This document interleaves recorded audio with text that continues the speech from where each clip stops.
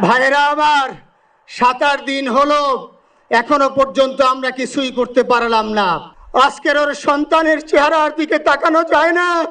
আজকের আমার মা প্রায় পাগল হয়ে যাচ্ছে।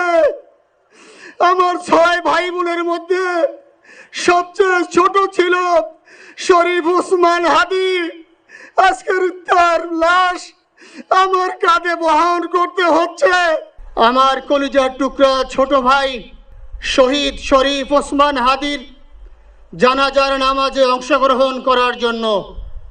সম্মানিত হাজিরিন, আপনারা জানেন শহীদ ওসমান হাদি তিনি স্বাধীনতার সার্বভৌমত্ব রক্ষার জন্য এই বাংলাদেশের 18-20 কোটি মানুষের কাছে একটি মেসেজ দিয়েছিলেন কিভাবে একটি স্বাধীনতার সার্বভৌমত্ব রক্ষা করতে হয়।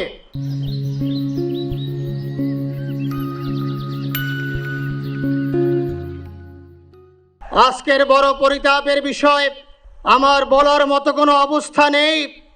আপনারা জানেন যে শরীফ ওসমান হাদির একটি বাচ্চা মাত্র 8 মাস বয়স। ওর বাচ্চা যখন জন্ম হয়েছে আমাকে বলেছেন, ভাই আমার বাচ্চার জন্য একটি নাম নির্বাচন করেন, যেই নামের মধ্যে বিপ্লবী চেতনা থাকবে। আমার সন্তানের জন্য একটি নাম নির্বাচন করেন, যেই নামটা সাহসিকতার পরিচয় বহন করবে। আমি অনেক যাচাই বাছাই করে ওর সন্তানের নাম দিয়েছিলাম ফিরিনাস, বিপ্লবী এবং সাহসী। আজকের ওর সন্তানের চেহারার দিকে তাকানো যায় না। আজকের আমার মা প্রায় পাগল হয়ে যাচ্ছে, জ্ঞান হারিয়ে ফেলছে। আমার ভাই বোন তারা পাগল হয়ে যাচ্ছে। আমার 6 ভাই বোনের মধ্যে সবচেয়ে ছোট ছিল শরীফ ওসমান হাদি। আজকের তার লাশ আমার কাঁধে বহন করতে হচ্ছে। আজকের আপনাদের কাছে আমার কোনো দাবি নাই, শুধু একটি দাবি। 7 থেকে 8 দিন হয়ে গেল দিবালোকে প্রকাশ্যে রাজধানী ঢাকায় জুমার নামাজের পরে খুনি প্রকাশ্যে গুলি করে যদি পার পেয়ে যায়, এর চেয়ে লজ্জার আমাদের আর কিছু নাই। যদি বর্ডার পাস হয়ে যায়, 5 থেকে 7 ঘন্টা সময় তারা কেমন করে গেল, এই প্রশ্ন জাতির কাছে রেখে গেলাম। আমার কোনো চাওয়া পাওয়া নাই। আমার ভাই ওসমান হাদি শহীদ হয়েছে, ওর শহীদি তামান্না ছিল। আপনারা ওর বক্তব্য শুনেছেন, আপনারা শহীদ ওসমান হাদির টক শো শুনেছেন।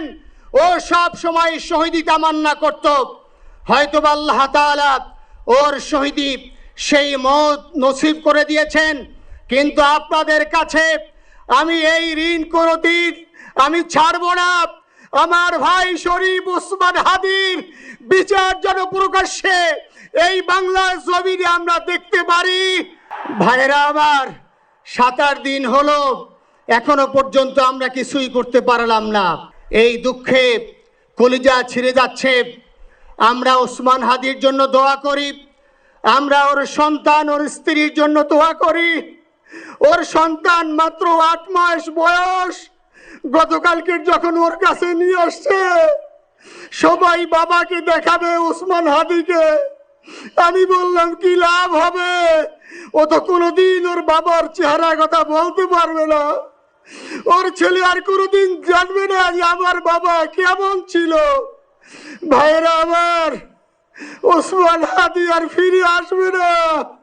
ওসমান, তুমি দেখে যাও, লক্ষ লক্ষ জনতা, তাওহীদি জনতা তোমার জন্য পাগল। ওসমান, তুমি বড় নাই, তুমি আমাদেরকে পাগল বানাই দিয়ে গেছো। আল্লাহর কাছে আমরা সবাই দোয়া করি, আল্লাহ যেন আমার ভাই শহীদ শরীফ ওসমান হাদিকে জান্নাতুল ফিরদাউসের মেহমান হিসেবে কবুল করেন।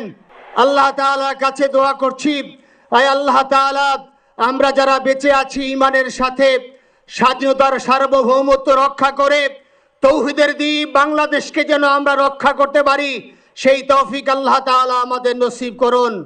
আপনাদের সবার কাছে দোয়া চাচ্ছি। আমার মেজো ভাই ওমর ফারুক সাথে ছিল, ওর জন্য আপনারা দোয়া করবেন। আমার ছোট বোন মাসুমা অ্যাবনর্মাল হয়ে গেছে, তাকে চিকিৎসা করাচ্ছি, ডাক্তাররা বলছে অনেক বেশি সমস্যা। আমাদের পরিবারের জন্য একটু দোয়া করবেন। আমাদের আর কোনো চাওয়া পাওয়া নাই। শরীফ ওসমান হাদি তুমি বেঁচে থাকো, আমরা ওর জন্য দোয়া করি। আল্লাহ তাআলা শরীফ ওসমান হাদিকে জান্নাতের সর্বোচ্চ মাকাম নসিব করুন, আমিন।